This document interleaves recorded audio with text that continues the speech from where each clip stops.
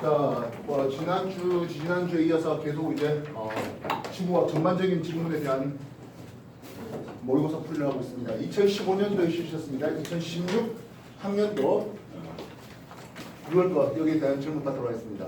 몇 번 설명 필요합니까? 16번 문제 보려고 할게요.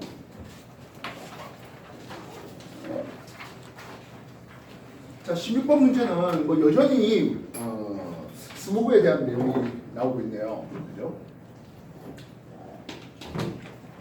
대기 오염에 대한 내용으로 소개되고 있습니다. 이 스모그는 크게 런던형 스모그와 LA형 스모그로 구분되고 있습니다. 런던형 스모그는 겨울철 새벽에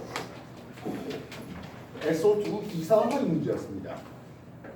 반면 LA형 스모그는 여름철 한낮에 오존이라든지 각종 휘발성 유효물 등의 놈이 문제가 되고 있습니다.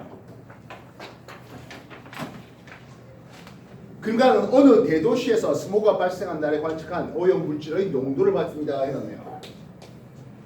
시간을 보는데 NOx 농도가 이런 식으로 올라가고 있습니다. 기억이라고 되어 있는 놈은 NO2가 될 텐데요. 즉 공기 중에 방출된 NO가 NO2로 바뀌는 과정입니다. 도대체 이 일산화질소는 언제 나왔습니까? 무엇을 통해 나왔습니까? 하면 공기 중에 질소하고 산소가 반응했는데요. 이게 쉽게 반응이 NOx 날 리가 없단 말입니다. 이거 어디서 일어납니까? 하면 자동차 엔진과 같은 고온 고압의 관계입니다. 그래서 보니까 이게가 출근 시간대예요. 알겠습니까? 이후에 이건 오존 농도, 니은 O3, 오존이 쓱 올라가는 그런 과정을 보여주고 있습니다. 요게 여름철 낮에 오존 농도가 높았던, 그리고 이 오존과 함께 여기 휘발성 유가물이라든지 먼지라든지 이런 것들이 짬뽕이 돼서 스모그가 만들어지는 과정입니다. 대학 설명 중 옳은 것을 골라라 했습니다. 기억이 오존입니까? 하면 아니요, 니은이 오존입니다. 나는인데 역시 마찬가지 이 광화학 스모그, LA형 스모그 구름이 두꺼운 날이면 자외선이 안 들어오죠. 그래서 구름이 두꺼운 날에 발생하지는 못하겠네요. 예, LA형 스모그다라고 할 수 있습니다. 그래서 이 LA형 스모그는 요게 자외선이 필요합니다. 그래서 화학 스모그란 이름을 쓰고요. 반면 런던형 스모그는 SO2 이상황인데요. 이걸 그냥 단순하게 황화 스모그란 이름을 쓰게 돼요. 이 화의 출처는 연료였고요. 요 질소에 있는 NO에 있는 질소는 공기 중의 질소였습니다. 그래서 연료 속에 질소를 줄이자 이건 말이 안 되고요. 반면 연료 속에 황을 줄이자면 괜찮습니다. 됐습니까? 16번 해봤습니다. 또 다시 한번 해볼까요? 11번 문제요.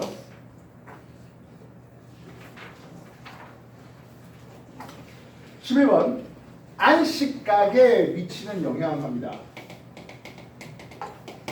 안은 안전하게, 식은 깎다, 침식할 때 식이에요. 그럴 수 있는 각도 하겠습니다. 우리가 모래를 옆으로 이렇게 쌓아놨어요. 이게 뭐 쉽게 무너질 리가 없죠. 근데 모래를 쌓다가 이렇게 쌓다 보면 어느 각도 넘어가면 우르르 무너집니다. 다시 말하면 사태가 일어나는 뜻입니다. 이해됐어요? 그래서 안전하게 깎을 수 있는 각, 안식각이 되는 그런 과정인데요. 이 안식각과 물의 함량에 대한 내용이네요. 건조한 모래로 안식각을 측정해보고요. 물에 젖은 모래로 안식각을 측정해봤습니다. 물에 충분히 젖은 안식각은 하고 있네요.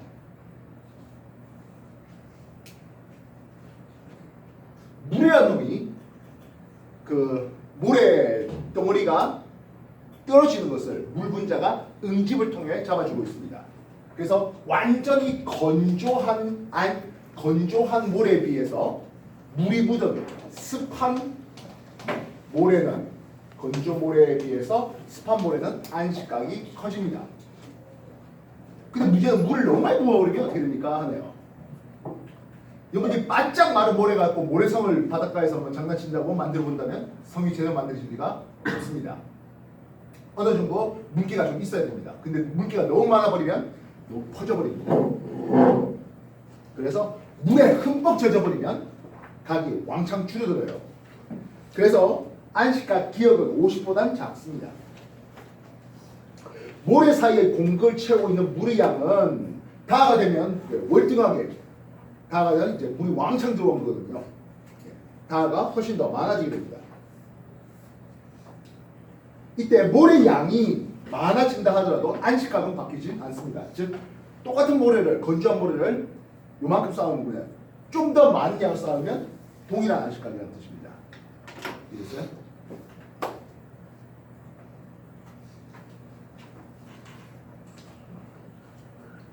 정해 주십시오. 오늘 중학교 2학년들한테 사태, 풍화 그리고 이런 뭐 안식각 이런 얘기들이 지도가 나갑니다. 필요한 학생들은 중2 수업의 내용을 유튜브 타고 들어오면 다 볼 수 있습니다. 그렇게 해주시기 바랍니다. 다른 질문 뭐 해볼까요? 또 다른 질문? 6월에 더 질문 없습니까? 7번 보겠습니다. 그림 가는 물의 동결작용에 의한 풍화작용을 나타내는 내용이었습니다.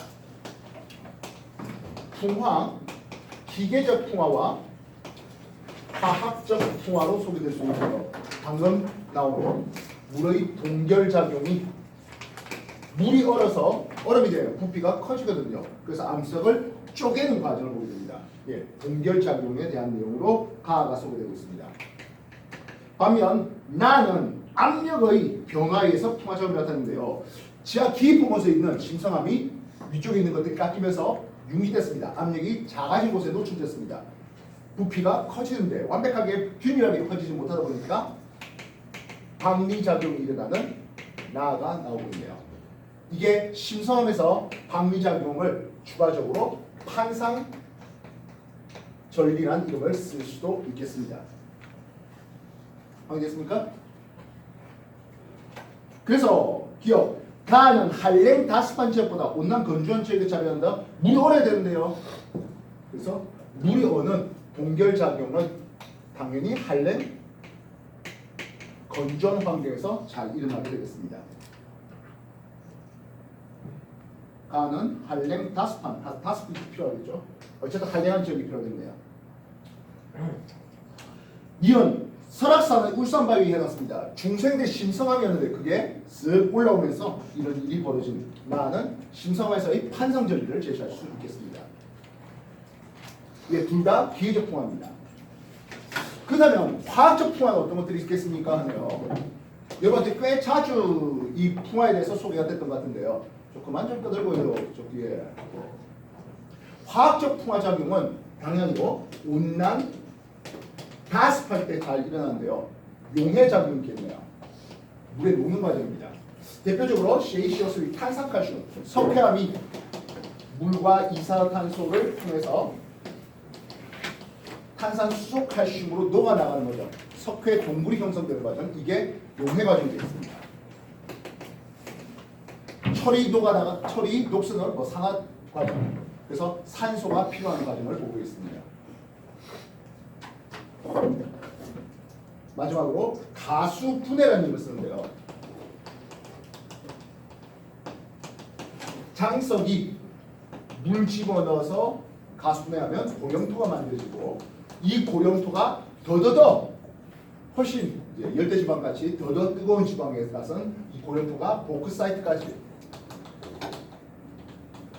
내려가는 이게 화학적 풍화의 가수 분해 과정이 됩니다.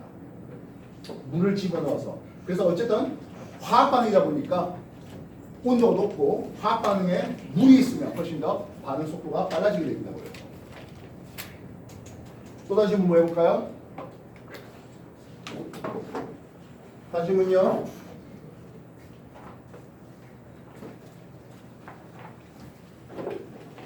(6월 달부터) 질문 없습니까? 이제 다 잘 풀어서 그런 거죠? 그지? 앞에 한 2전씩 풀어다 보니까 이제 잘 안 틀려서 그런 거죠? 8번 문제 볼까요?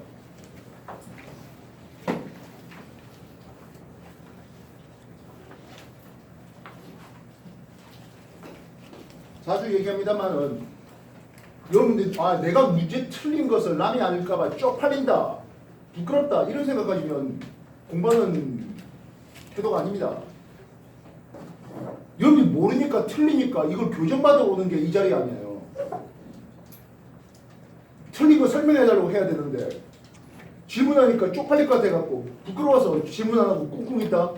그런 상태로 과거 가면은 당연히 내신이고 뭐고 다 개박살 나죠. 지금 여기서 교정받고 정확하게 알고 와야 될 거 아닙니까? 8번 서로 다른 광상을 구분하는 과정인데요. 맞습니다. 광상이라고 하는 것은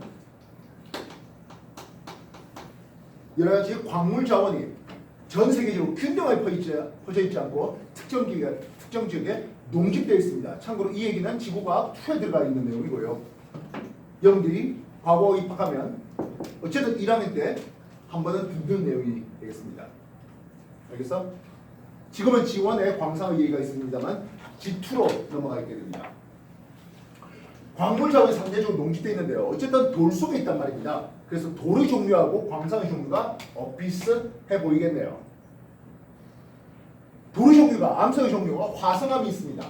화성광상이라는 이름을 쓰고요. 변성암이 있겠죠? 변성광상. 퇴적암이 있네요. 퇴적광상. 이렇게 됩니다. 물론 종류가 굉장히 다양합니다만은 대체로 금속 광물들은 화성광상에서 대부분 나옵니다. 여러분들이 용암의 얘기를 해봤을 때 누가 더 고온의 용암이었습니까? 하면 현무암질 용암과 유문암질 용암 누가 더 고온이었습니까? 잘 모릅니까? 우리가 화성암이라고 할 때 현무암, 안산, 유문암 이렇게 소개를 하고 있죠. 현무암이 훨씬 더 고온인데요. 누가 더 밝아요? 현무암이 밝아요? 유문암이 밝아요? 유문암 쪽이 밝은이죠. 이쪽은 어두운이에요. 왜 색깔이 밝겠습니까? 하면 SiO2 이산화규소 때문인데요. 100% SiO2 이산화규소로 되어 있으면 석영이에요. 100% SiO2로 되어 있으면 무색 투명해요. 수정이에요. 여기에 중간중간에 알루미늄이나 칼륨이나 나트륨이 들어가면 장성, 사장성 뭐 이런 식으로 써요. 이해됐습니까? 그래서 SiO2 이산화규소 함량이 많다는 것이 밝은 놈이고 상대적으로 적은 것이 현무암질 용암이에요. 그렇다면 이게 밝은 놈이라면 어떻게 만드는 유색 광물은 당연히 현무암질 용암 쪽이 많겠죠. 이해됐어요? 유무암질 용암 쪽은 유색 광물이 상대적으로 적단 말입니다. 누가 유색 광물입니까? 해요. 광물 이름 볼 때 휘석, 각성석, 감람석 이런 놈들이 유색 광물이에요. 100% SiO2로만 되면 석영이라고요. 알겠습니까? 그게 약간 나트륨, 칼륨, 알루미늄 이런 게 들어가면 장석 계열이 됩니다. 장석 흰색 아니면 분홍색 되고 있습니다. 밝은색 계열이에요. 그러면 휘석, 각성석, 감람석 해서는 이런 놈들은 왜 어두울까요? 하는 거예요. 왜 어두울 것 같아? 왜 어두울 것 같아? 금속의 기본 특성 중에 하나가 빛을 통과시키지 않습니다. 그래서 철이라든지 마그네슘과 같은 금속 광물의 함량이 이쪽이 많은 거예요. 여기가 적어요. 금속 광물이 많다는 것은 밀도가 큽니다. 이 철, 마그네슘이 원자 상태로 있지는 않아요. 이온 상태로 있어요. 원자 사이즈에 비해서 이온 사이즈 당연히 작죠. 그럼 밀도가 확 올라간단 말입니다. 그래서 우리가 지각을 얘기를 할 때 대륙지각 화강암질 하는데 밀도 2.7 하면서 해양지각 현무암질 하면서 밀도 3.0이에요. 훨씬 더 감람암질 되면 멘틀 되는데 마인틀의 밀도는 3.3이에요. 처음 듣는 얘기는 아니잖아요. 철거망 상력이 많아요. 그래서 전체적으로 처음에 다 녹아있던 전체 용융 상태였습니다. 전체적으로 용융 상태인데 멜티포인트 녹는 점이 높은 A라는 놈과 낮은 B라는 놈을 준비해봤습니다. 녹는 점이에요. 그럼 A 상태는 녹는 점이 보다 온도가 높았기 때문에 액체 상태예요. 여기는 고체 상태라고요.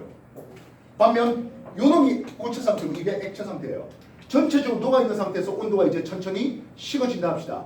심상한 계열이든 어쨌든 식어진다 합시다. 그럼 어떤 일이 벌어집니까 하면 누가 먼저 고체로 정출됩니까 하면 녹는 점이 높은 A 광물이 먼저 정출됩니다. 말뜻 이해되겠습니까? 참고로 이 얘기는 지구과학 2에 들어가자마자 공부해야 되는 내용이에요. G2 들어가자마자 공부해야 되는 내용이라고요. 녹는 점이 높은 A가 먼저 정출되는데 녹는 점이 높으려면 금속이 많아야 돼요. 그래서 현무암질 마그마가 고온의 마그마가 되는 거예요. 그래서 그런 현무암질 마그마 고온의 금속 강물이 다 정출되고 이제 남아있는 게 SO2만 겨우 남아있어갖고 녹는 점이 낮은 유무암질 마그마가 나중에 남는 거라고요.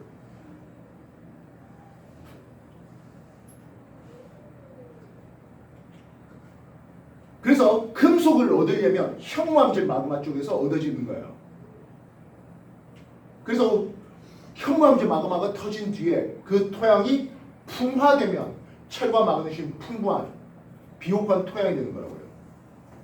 철과 마그네슘 이미 여러분들 생명과학을 우택생활 공부해봤겠지만 철은 미토콘드리아의 전자전달에 굉장히 중요한 전자전달을 관여하는 효소의 금속 이온 성분이에요. 사이토크로닉 효소가 철 2+, 3+ 왔다 갔다 하는 과정에 전자를 전달하는 놈들이에요. 마그네슘은 광합성하는 영록소의 중심 원자예요. 그래서 철과 마그네슘 풍부한 현무암질 용암이 터진 그 토양에서 자란 그 토양에서 식물이 훨씬 더 잘 자라죠. 대표적으로 우리나라 철원평야 그래요. 어쨌든 대부분의 광물들은 금속 광물들은 이런 화성작용을 동반한 화성광산에서 얻어집니다. 금맥 쫙 가는 노다지라고 부르죠. 금맥이 쫙 가는 그것도 마찬가지고요. 심해 열수광산 이런 것들도 화성광산이에요. 반면 풍화 침식 운반 퇴적을 통해서 만들어진 놈들이 퇴적광산인데요. 아까 금맥이 쫙 있었는데 그게 풍화돼서 금가루가 깨져가지고 강에 있네요. 사금 모래사자예요. 모래들 사이에 껴있는 거 이랬어요? 우리나라에도 금광 밑에 있는 하천에서 사금 캐는 거 허용되고 있고요. 옛날에 나 혼자 산다라는 프로그램에서 그 어떤 사람 나와가지고 그래 사금 캐는 뭐 그런 장면들이 한번 보여준 적도 있습니다. 그리고 이런 고령토 화학적 풍화작용을 거친 이런 것들은 퇴적광산 쪽에 해당합니다. 반면 열과 압력을 받아서 기존 암석이 변성되는 게 변성암인데요. 그래서 변성광산의 대표적 놈인 흑연 이런 것들이 소개되고 있습니다. 자, 지금 8번 광상이라는 이름으로 소개가 에이씨 이거 지금 게 아닙니다.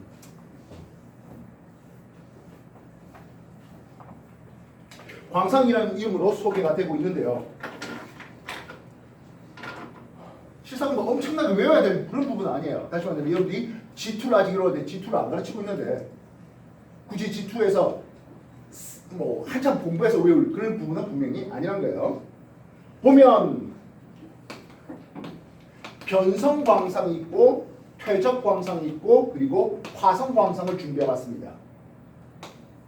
퀘스천이 마그마에서 정출이 일어납니까? 라고 했네요. 정출이라는 것은 녹는 점이 높은 놈이 먼저 고체로 떨어지는 걸 정출이라는 뜻입니다. 이거 얘기하는 거예요. 예스 했습니다. 여기가 화성 광선에 대한 내용입니다. 두 번째는 풍화 등등등을 겪었습니까? 라고 예스 하네요. 예. 요게 지금 A가 되고 B는 퇴적 광선이죠. 뭐 이도저도 아니요 했던 C는 변성광선입니다. 확인됐습니까? A는 화성광선이다. 괜찮죠? 고륜토는 B에서 퇴적광선의 대표적인 놈으로 고륜토를 소개하고 있습니다. C의 비금속 광물은 대부분 재련을 합니까? 했어요. 우리가 비금속 광물이 재련할 이유가 없다 했죠. 금속 광물이 재련해야죠. 금속은 아까 말했다시피 이온의 형태로, 그게 뭡니까? 전자를 잃어준 산화물의 형태로 산출된다고요.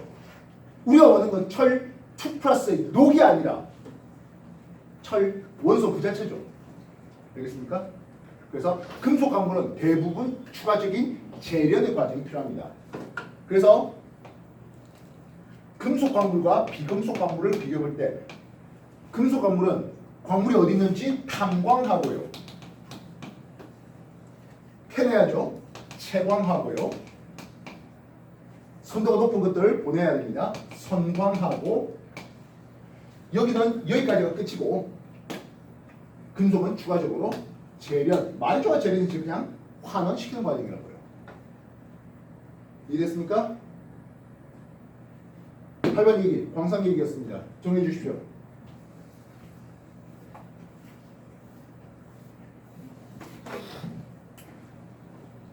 시간 아껴 쓰세요.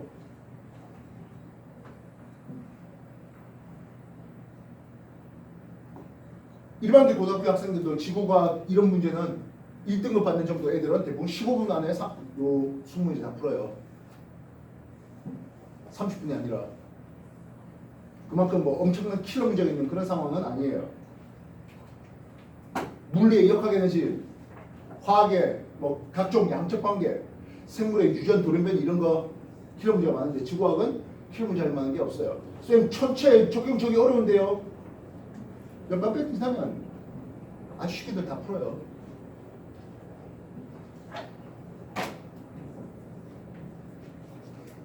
8번 광상 얘기해봤습니다. 또 다른 질문 뭐 있습니까? 20번 문제요.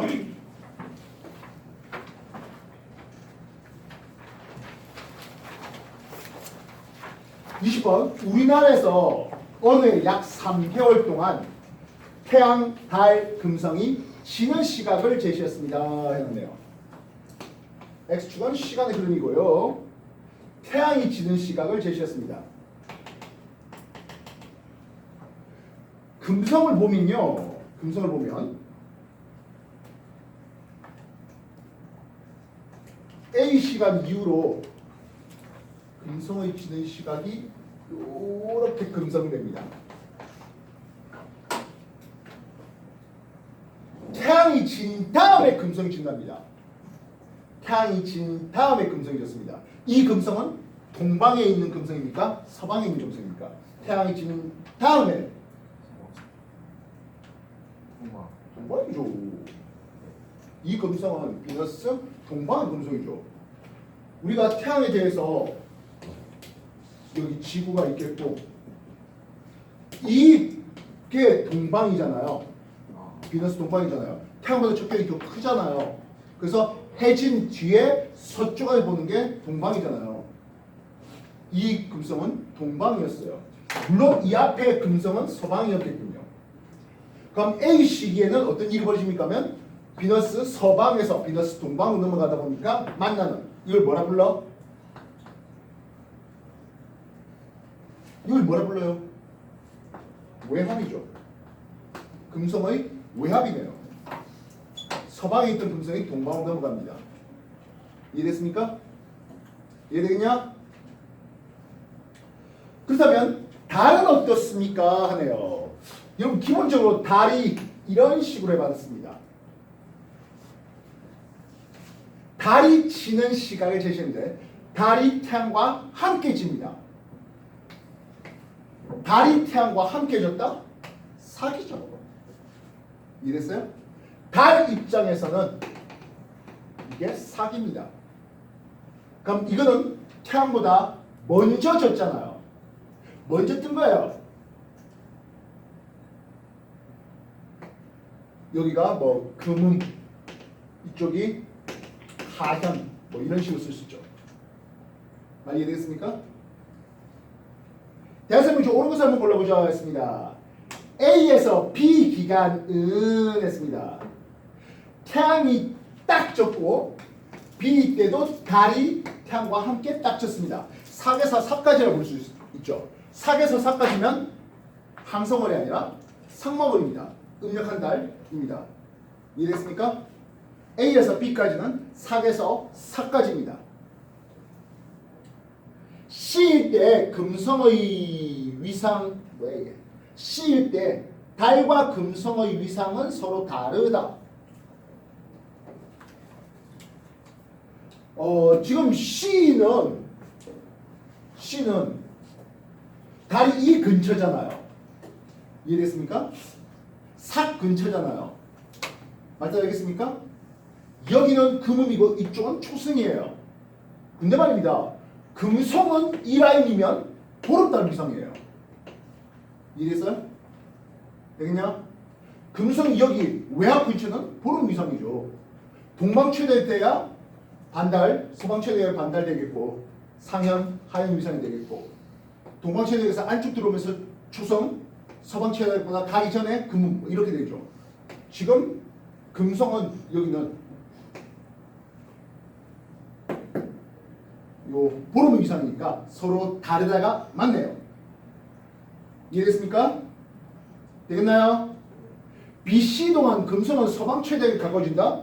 이미 뭘 지났어? 외압을 지났고 동방은 넘어간 상태잖아요.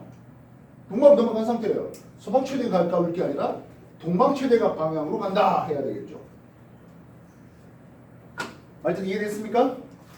그림 보고 판단하는 거예요. 태양보다 먼저 졌냐 먼저 떴냐 하는 그런 것들로 말입니다. 다시 한번 정리해 주십시오.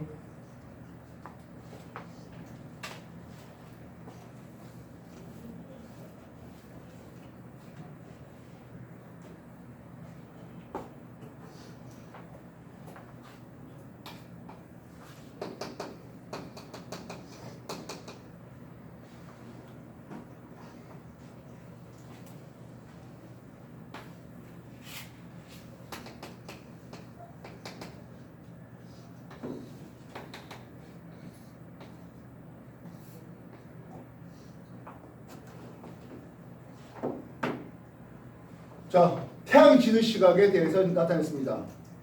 수성이 지는 시각도 한번 나타내고 있네요. 수성이 역행하는 시간대는 ABC 중에 누굽니까? 수성이 역행할 때. 내행성이 역행할 때는 우선 내압 근처를 지날 때죠. 언제 얘기합니까? ABC 중에서 수성이 역행할 때.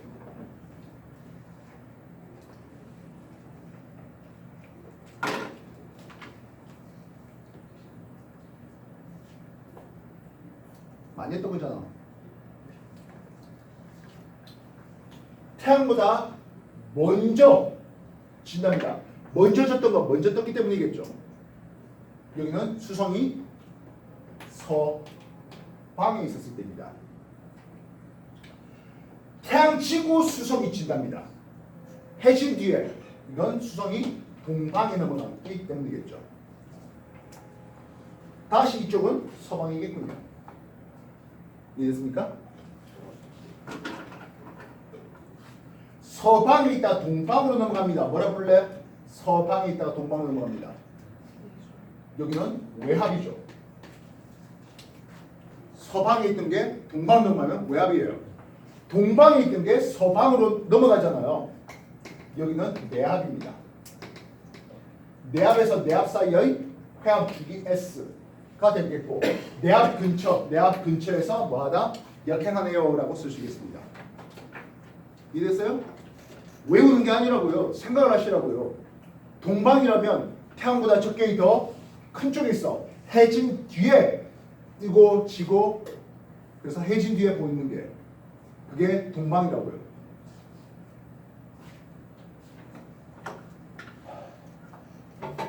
(20번) 문제 다시 한번 정리해 주시기 바랍니다.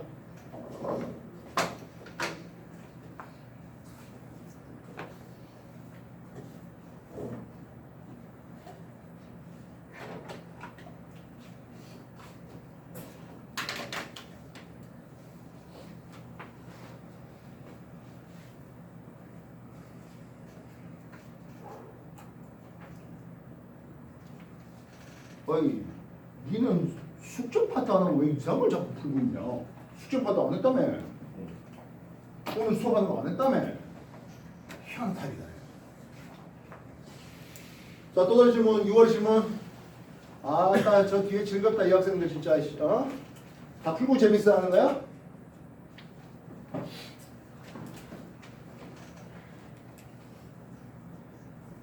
다른 질문.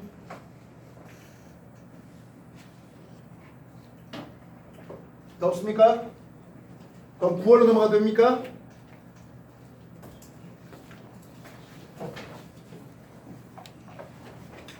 자, 9월로 넘어갑시다. 9월에서 질문 받겠습니다. 뭐 할까요? 9월의 8번 문제요.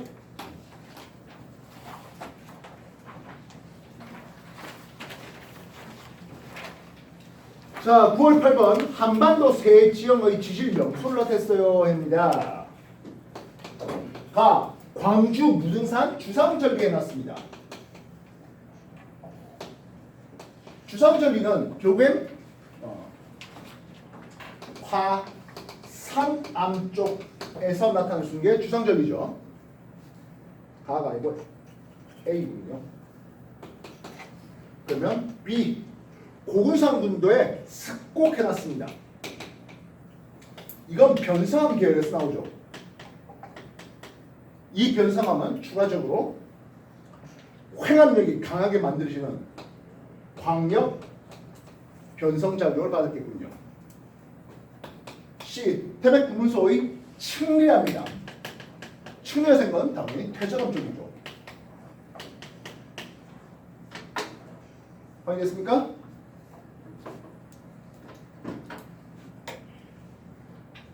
다음 나는 그 암석의 순환 과정을 나타냈습니다 했는데요. 기존의 어떤 X라는 놈이 풍화를 통해서 퇴적물이 되고 이 퇴적물이 Y가 됐습니다. 이게 Y가 퇴적암이겠군요. 기억을 받았습니다. 변성암이 만들어졌고요. 그게 녹아서 마그마가 만들어집니다. 이 마그마가 식어서 X가 됐군요. X는 화성암을 얘기하고 있습니다. 물론 이 화성암은 화산암과 화산암과 심성암 두 가지로 구분할 수 있겠죠. 이놈의 또다시 변성작용을 받을 수도 있겠고 이 변성암이 풍화돼서 퇴적물이 만들어질 수도 있겠고 또다시 퇴적물이 만들어질 수도 있겠고 등등등 해놨네요. A. 주상절리를 보았습니다 해놨네요. A. 화산암 화산암 쪽이죠. Y에서 나타난다? 아니죠. Y는 퇴적암이에요. B. 고군산군도의 습곡은 동그라미 기억 과정에서 만들어집니까 했네요. 예, 지금 변성암이 만들어진 것을 보았습니다. 확인됐습니까? 변성암 쪽입니다. 특히 이 고군산군도는 규암이 만들어진 건데 규암으로 이루어졌는데요. 규암이라는 것은 사암이 변성작용을 받아야겠죠. 사암이라면 당연히 퇴적암이었습니다. 2번이 괜찮겠습니다. C. 층리는 X에서 관측된다? 아니죠. 층리는 Y에서 관측이 돼야 되겠습니다. A는 했습니다. C보다 먼저 만들어졌습니까? 했어요. 이게 태백이라고 해놨잖아요. 요 강원도 태백은 고생될 겁니다. 태백은 고생될 겁니다. 여기 석회암이고요.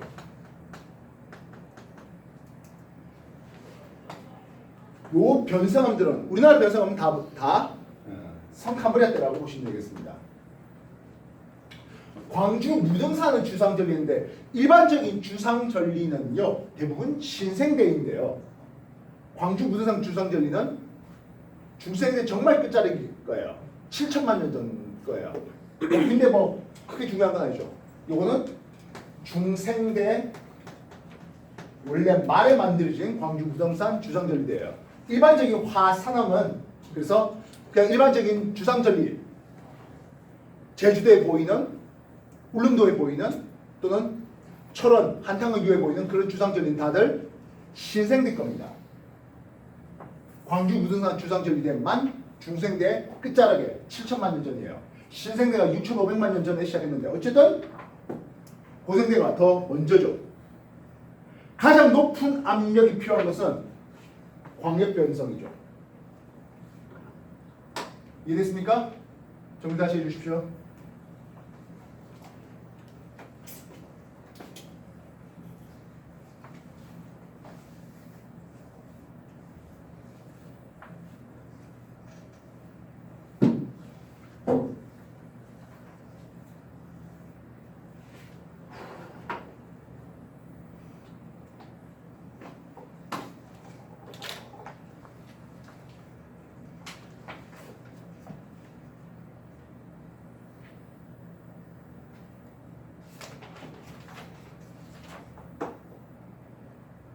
우리가 지구의 에너지는 크게 세 가지로 소개한다 했습니다. 뭐 있습니까?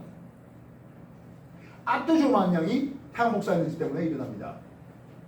두 번째는 지구 내부 에너지, 마지막은 조력 에너지인데요.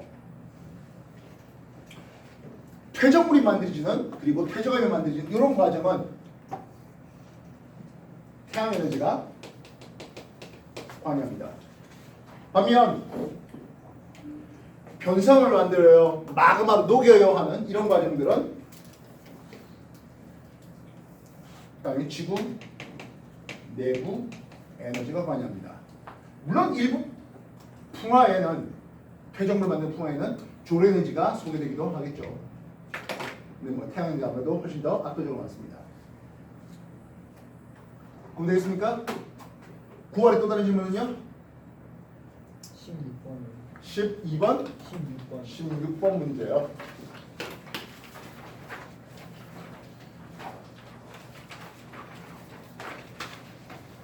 (9월 16번) 문제. 그림 가나다는 어느 암흑성운을 가시광선 영상, 적외선 영상, 그리고 전파 영상으로 순서 없이 나열했습니다. 해놨네요.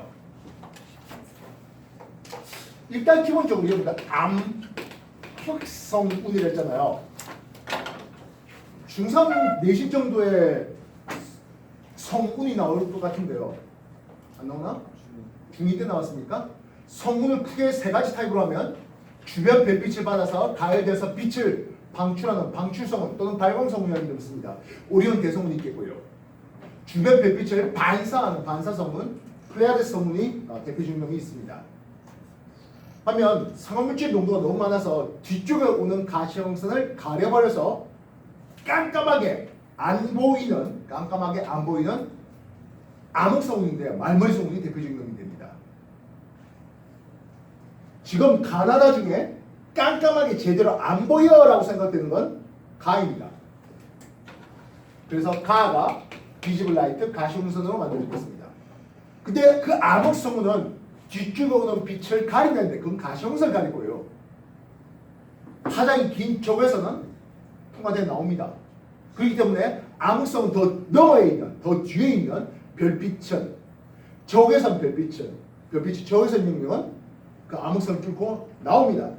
암흑성을 뚫고 나와 보이는 다가 IR 적외선으로 보이네요. 반면 그 대충 두리뭉실하게 나와 있는 나가 보이죠. 파장이 매우 길어서 해상도가 떨어져요. 전파영역입니다. 그래서 가가 적외선이다, 다가 적외선이다라고 소개해야 되겠습니다. 가시광선이면 뒤쪽에 있는 암흑성을 뚫고 별빛이 제대로 나오질 못한다고요. 나를 관찰하는 파장대는 날씨의 영향을 적게 받는다. 이 전파는 뭐 구름 뚫고도 얼마든지 지상에 떨어지죠. 구경이 모두 같다면 분의 능은 다를 얻기 위해 이용한 마운딩이 가장 좋습니까? 근데 분의 능은 구경분의 파장으로 얘기하게 되고 있습니다. 파장이 짧은 게 분의 능이 작고 작은 게 좋은 거라 했습니다. 가시공사 파장이 제일 작네요. 이해됐습니까?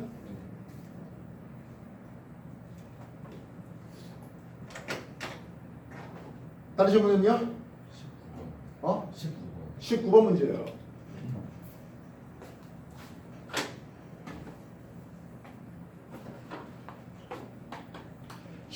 그림 가나다는 서로 다른 외계 행성계를 나타내는 것인데요. 새 중심별의 질량과 반지름은 태양과 같답니다. 새 행성의 반지름은 역시 지구와 같다고 하네요. 대화 설명 중 옳은 것을 골라보시오 해봤습니다.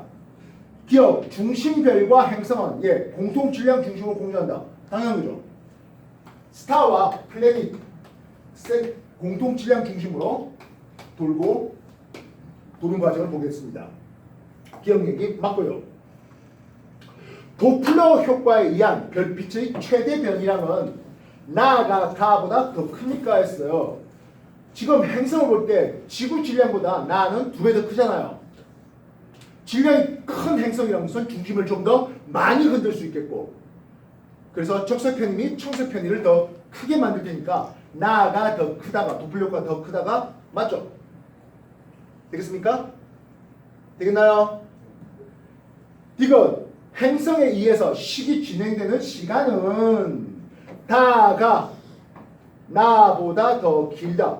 자, 일단 태양의 중심 별의 질량이 같다는 것은 공전 주기는 공전궤도 장반경의 이제 R 루트 R에 비례됩니다. 지금 가보다 다는 장막이 길어요. 더 천천히 공전해요. 별 앞을 더 천천히 지나가요. 식현상이 지속되는 시간은 더 길어요. 이해됐어요? 알겠나요? 정리해 주십시오.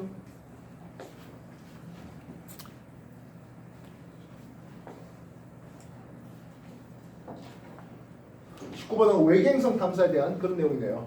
그죠?